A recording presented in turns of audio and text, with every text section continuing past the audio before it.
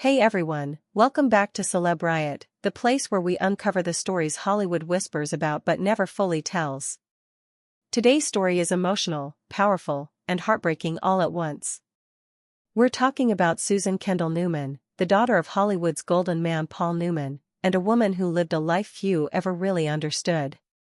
When news broke that Susan had passed away at 72, fans across the world were shocked. Most people only knew her as Paul Newman's daughter, but behind that famous last name was a complicated, beautiful soul, one that burned bright with talent, pain, and purpose. Just imagine growing up in a house where your dad is one of the most handsome and respected actors in history. Paparazzi outside your window. Fame in your DNA. Sounds glamorous, right? But for Susan, it wasn't that simple. Fame came with pressure to be perfect, to live up to a legend, to shine but never outshine. She was born in 1953, the daughter of Paul Newman and his first wife, Jackie Vita. While the world adored her father's movies, Susan was quietly trying to find her own voice. Even as a child, she felt pulled toward the arts, acting, theater, storytelling. But she wanted to do it her way. Friends say Susan was independent even as a teenager. She respected her dad, but she wasn't afraid to carve her own path. And that independence would define her life. Before we go deeper, make sure you hit that subscribe button and turn on notifications, because today's story will make you see fame, family, and loss in a whole new way. Susan's early years were filled with contradictions. She had Hollywood privilege, but also Hollywood distance. Her father's schedule was packed with film sets, premieres, and awards, and her mother was handling life under constant spotlight. Yet Susan wasn't the type to seek attention. She loved being behind the curtain, helping others shine. Still, in her 20s, she stepped into the spotlight herself. She appeared in films like Slapshot, alongside her father, and Robert Altman's A Wedding, and even I Want to Hold Your Hand, directed by Robert Zemeckis. And you know what critics said? She's good. Really good. But Susan wasn't just playing characters, she was fighting stereotypes. Everyone assumed she got roles because of her dad. That frustrated her. She wanted people to see her work, not her last name. There's a story one of her close friends told a few years back. On the set of Slapshot, Paul Newman reportedly told crew members, "Treat her like any other actor." And that's exactly what Susan wanted. No shortcuts. No special treatment. She was fierce, funny, and sharp. Co-stars described her as a woman who could light up a set with one sarcastic line and then turn around and deliver a scene so deep it left people speechless. But while her acting career was blooming, Hollywood politics and typecasting made it hard for Susan to break out on her own. She realized that maybe her real power wasn't in front of the camera, but behind it. Stick around, because in the next section, we'll reveal how Susan reinvented herself in a way that even her father couldn't have predicted.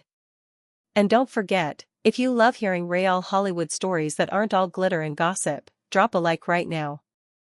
By the late 70s, Susan was restless. Acting was fun, but she wanted to tell deeper stories, ones that mattered. She'd watched directors, producers, and writers all her life, and she knew she could do it too. So she made a bold move. She stepped behind the camera and began producing television projects that actually said something. Her biggest achievement came in 1980, when she produced The Shadow Box, a television adaptation directed by none other than Paul Newman himself. The story dealt with life, death, and emotional struggle, themes Susan deeply connected with.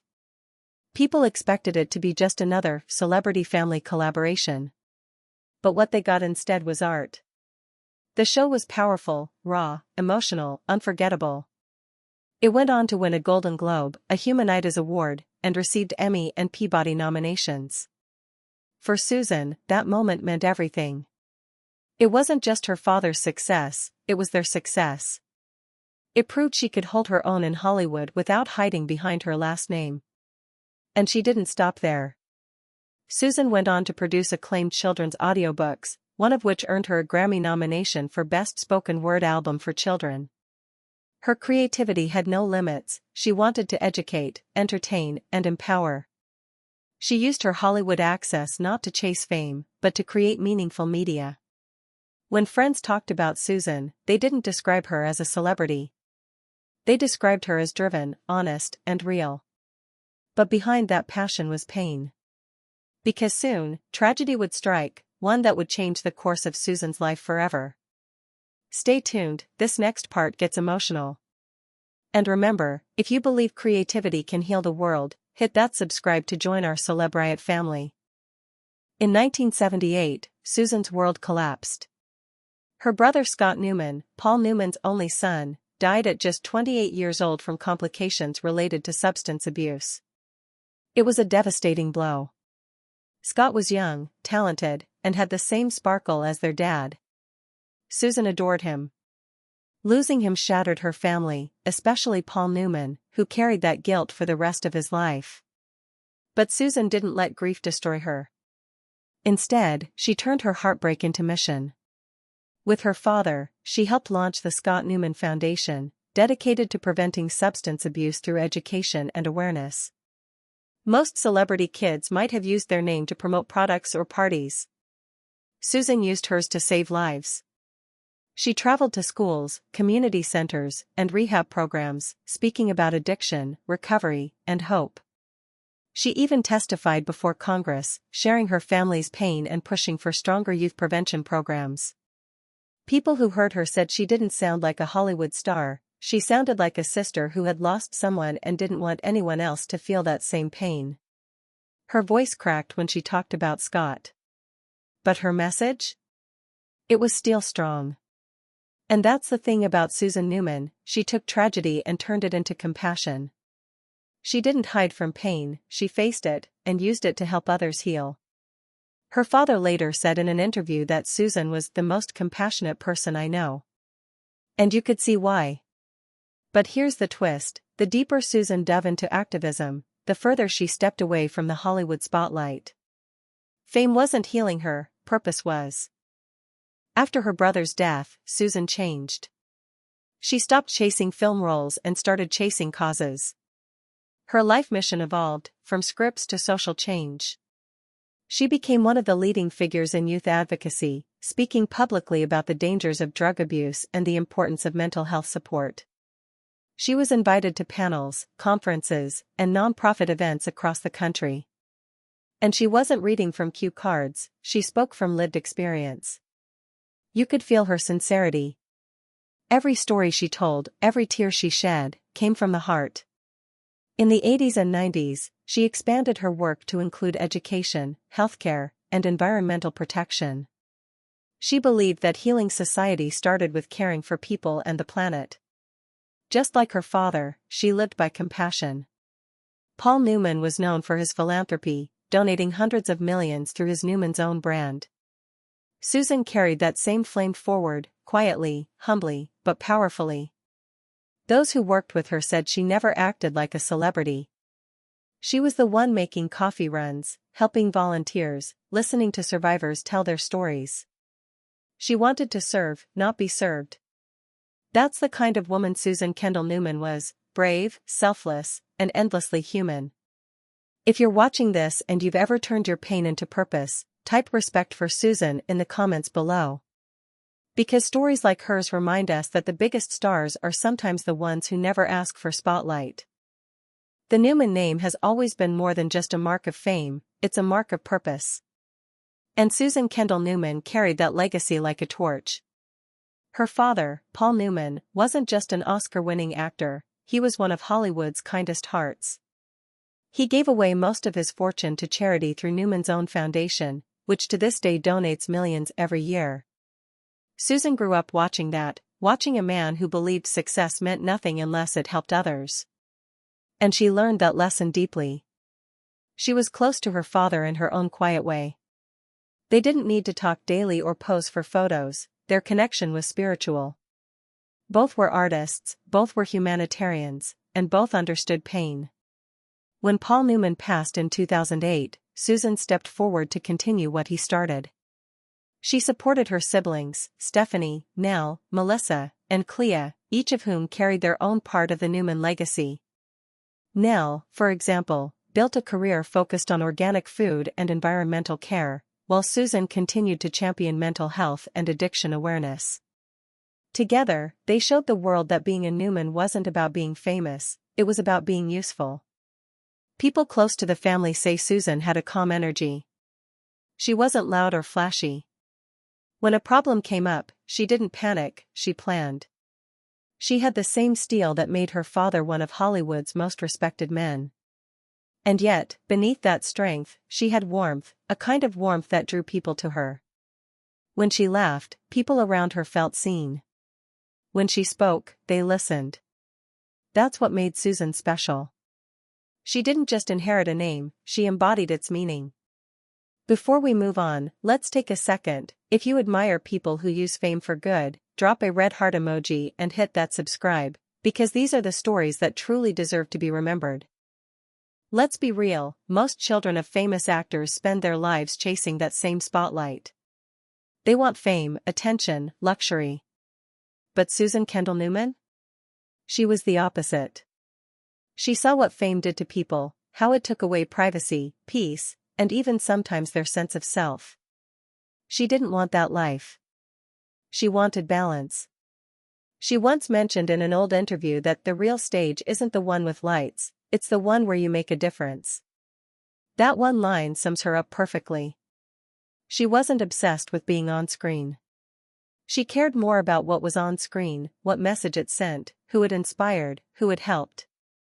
That's why even when she wasn't acting, she worked behind the camera, helping young filmmakers, writers, and actors find their voice. She knew what it felt like to be unseen, and she never wanted others to feel that way. Her friends described her as Hollywood-born but heart-driven. She could walk through a crowd of celebrities and still find time to talk to a struggling stagehand. That's who she was, humble, grounded, and painfully real. And when people asked her how she stayed that way, she said, "You just remember what matters, people, not cameras." In a world obsessed with fame, Susan chose humanity. And that's why, even years later, her story still touches people. If you're watching this, take a second to think, in a world full of influencers and stars, who are the ones actually making an impact? Susan was one of them. Smash that like button if you agree that legacy isn't about luxury, it's about love. As Susan got older, she slowly stepped away from the public eye. Her appearances became rare, and she focused on personal projects, charities, and spending time with family and close friends.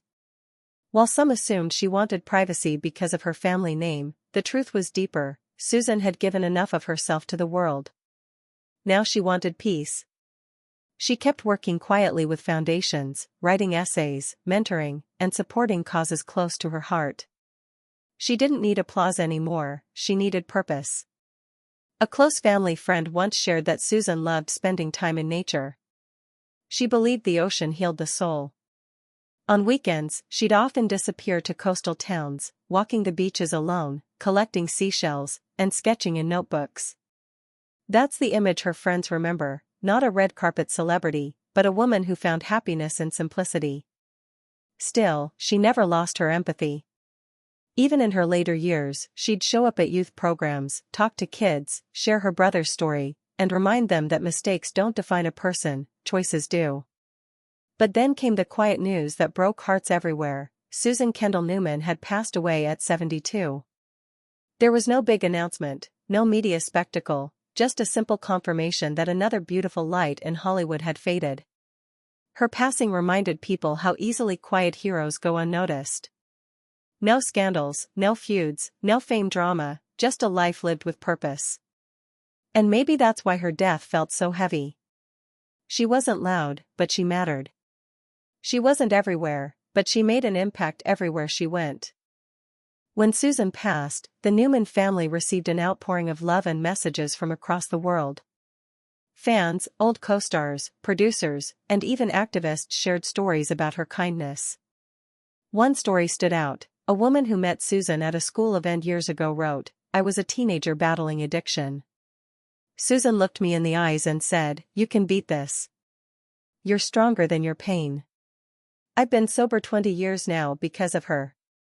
That's what her legacy looks like, not trophies, not headlines, but human lives changed. Her name is forever tied to her father's, yes, but it stands alone too. She was more than Paul Newman's daughter. She was a woman who turned privilege into purpose. Through her film work, she inspired young women to step behind the camera. Through her activism, she saved lives. Through her compassion, she taught empathy. And now, even after she's gone, her name continues to appear in foundations, charity programs, and documentaries that honor her father's and brother's memory. It's almost poetic. Paul Newman gave the world great movies. Susan gave the world meaning. So if you're watching this, and you've ever wondered if one person can make a difference, Susan Kendall Newman's story is your answer. Type "Thank you, Susan" in the comments if her life has touched your heart today. So here we are, at the end of Susan Kendall Newman's story. But maybe, it's not really the end. Maybe it's the reminder we all needed. Because Susan's life shows us something powerful, that being born into fame doesn't define your purpose. What defines you is what you do with it. She could have chosen the easy road, parties, headlines, and red carpets. Instead, she chose the hard road, advocacy, compassion, and truth. She faced tragedy and didn't run. She faced expectations and didn't fold. She stood tall, graceful, and humble until the very end. Her story deserves to be remembered not just as a Hollywood tale, but as a human one. A story about strength, love, and courage. And as we say goodbye, let's take her lesson with us. Fame fades. Looks fade. But kindness? That's eternal. So wherever you are, take a moment. Think of someone like Susan, someone who gave more than they took. Someone who made life better for others without ever demanding credit. Because in the end, that's what true legends are made of. Rest in peace, Susan Kendall Newman. Your name, your voice, your compassion, they'll never be forgotten. And before you go, make sure to subscribe to CelebRiot, because here, we don't just talk about celebrities, we remember the souls behind the spotlight. Hit that like button, share this story, and comment below. Legends never fade, they live on through love. Thank you for watching.